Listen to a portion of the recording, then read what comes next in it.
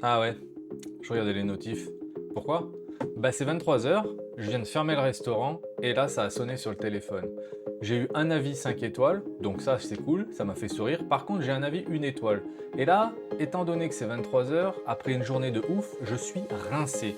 Donc, j'ai pas forcément envie de répondre aux avis. Mais par contre, j'ai trouvé la solution. J'ai automatisé un système qui va répondre à tes avis positifs, à tes avis négatifs. Hello la team Fully Tech, c'est Damien. Sur cette chaîne, on mixe food and tech together pour booster ton business sans te prendre la tête. Ready? Let's go! Il est impératif de répondre aux avis clients. Pourquoi? Parce qu'aujourd'hui, en fin de compte, tout le monde regarde les avis avant de partir au restaurant. Ou disons 90% des gens. Et surtout, ils regardent aussi une chose, c'est comment le responsable du restaurant répond aux avis négatifs.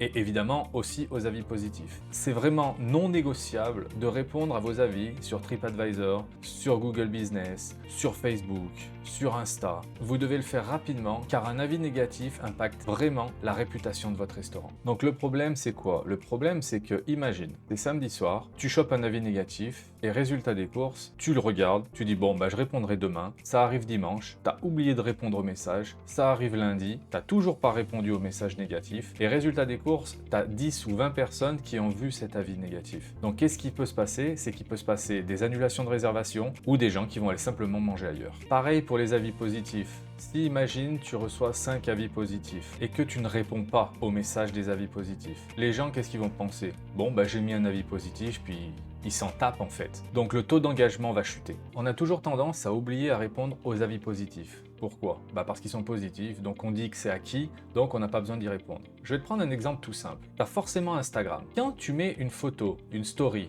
un Reels, ok? T'aimes qu'on te mette un like. T'aimes qu'on te mette un commentaire pour dire c'est joli, c'est bien, c'est super ce que tu fais. Quand tu as un avis négatif, tu réponds à cet avis négatif. Donc pourquoi ne pas le faire pour ton propre restaurant? Donc la solution, le workflow magique. J'ai créé ce workflow, l'idée est simple. Dès qu'un avis client arrive, le workflow prend l'avis positif comme l'avis négatif, passe dans le système, le donne à l'IA. L'IA génère un message pour répondre à l'avis client. Tout ça grâce au prompt engineering selon mes propres règles de la restauration. Avis positif, 4-5 étoiles, check, génère une réponse, poste, c'est fini. Avis négatif, 1 à 3, check, génère une réponse, se met en pause, te demande une confirmation pour valider la réponse qui a été générée et ensuite on la valide pour l'envoyer.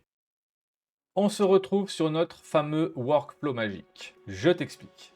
En premier, je vais te montrer la fameuse Google Sheet que j'ai créé pour récupérer toutes les informations. Et ensuite, j'ai créé un simulateur d'avis pour justement envoyer les avis dans le workflow. Étant donné que je n'ai pas accès à Google My Business, j'ai créé ça artificiellement.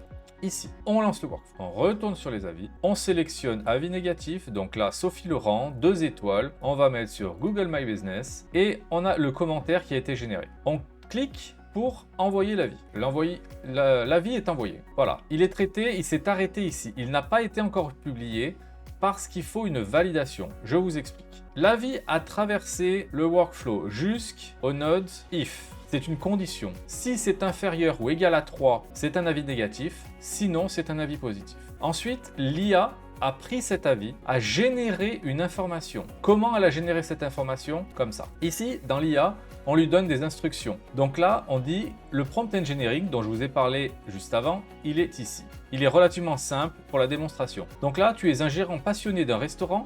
Réponds aux avis clients avec authenticité, chaleur et professionnalisme. Adapte ton ton selon la note. 5 étoiles, gratitude enthousiaste. 4 étoiles, remerciement chaleureux. 3 étoiles, remerciement plus demande de feedback. 1 à 2 étoiles, excuse sincère plus proposition de solution. Les règles qui doivent suivre, c'est maximum 80 mots. Personnalise avec l'élément spécifique de l'avis. Termine par une invitation à revenir. Ton naturel, pas robotique. Signe avec le nom du restaurant. Donc ça, c'est les instructions, donc le prompt engineering, qu'on donne justement à l'IA pour qu'elle puisse répondre le moins robotiquement possible. L'avis a été généré et on le trouve ici. Je vais vous montrer où c'est qu'on l'a reçu. Donc on l'a reçu ici dans Telegram, donc ici, voilà, commentaire. Très déçu de notre visite, nous avons attendu 45 minutes pour être servis, les plats étaient tièdes et le personnel semble semblait déborder. Dommage, car le cadre est sympa. Donc là, on a la plateforme Google My Business, la réponse en attente de validation. Ici, on a la réponse de Léa. Bonjour Sophie, je suis vraiment désolé pour l'attente et la qualité des plats lors de votre visite. Ce n'est pas le niveau que nous souhaitons offrir. Nous allons revoir notre organisation en cuisine et en salle pour éviter cela. J'aimerais vous inviter à revenir pour une expérience bien meilleure. N'hésitez pas à me contacter directement. Merci pour le retour précieux. À bientôt, le bistrot du coin. Voilà. Ici, on a une réponse qui a été générée selon nos critères qu'on a donnés à l'IA. Vos critères seront votre reflet de ce que vous voulez répondre à l'avis négatif. Donc chacun doit établir un prompt engineering pour pouvoir avoir la meilleure réponse possible. Donc là j'ai mis Telegram, mais on a aussi Slack, c'est un autre logiciel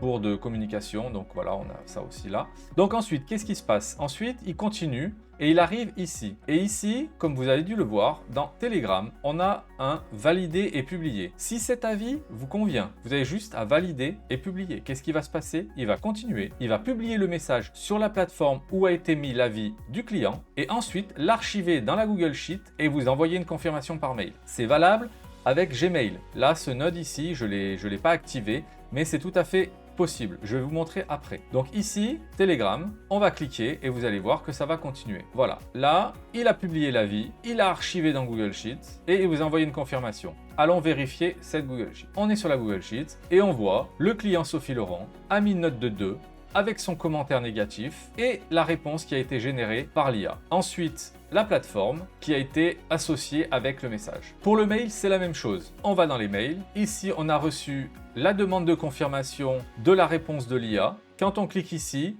ça fera la même chose que quand on a cliqué sur Telegram. Ensuite, ici, dans confirmation, nous avons reçu le mail de confirmation avec la génération du message qui a été fait par l'IA. Maintenant, on va tout reset et je vais vous montrer comment fonctionne pour l'avis positif. Donc là, on efface tout. On va relancer le workflow, on va retourner sur notre simulateur d'avis et on va mettre un message positif. On va mettre 4 étoiles, voilà. Et là, nous allons envoyer.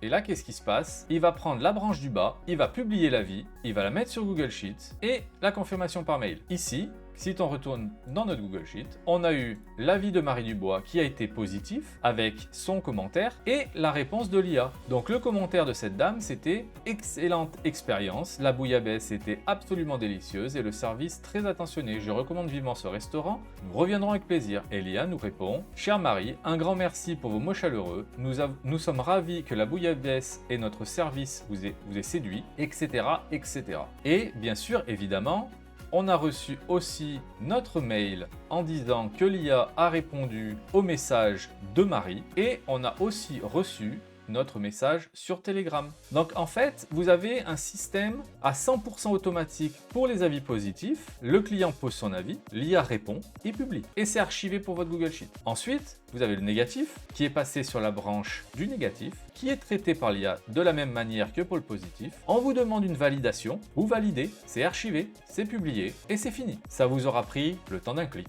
et de valider un message, si c'est négatif évidemment. Les bénéfices et qu'est-ce que ça va changer pour toi? Ça va changer 4 choses. La vitesse, tu mettras plus 5 jours à répondre à un message, mais 5 minutes. Ensuite, une certaine sécurité. À chaque message que l'IA va générer, tu vas valider ou non le message. Tu auras à 100% le contrôle. Ensuite, tu vas avoir la rentabilité. La rentabilité, pourquoi? Parce qu'en fait, c'est simple, ça va te libérer du temps. Au lieu de passer 1 heure à répondre à des messages, tu vas pouvoir gérer ton équipe, faire des nouveaux menus, t'occuper de tes fournisseurs, etc. etc.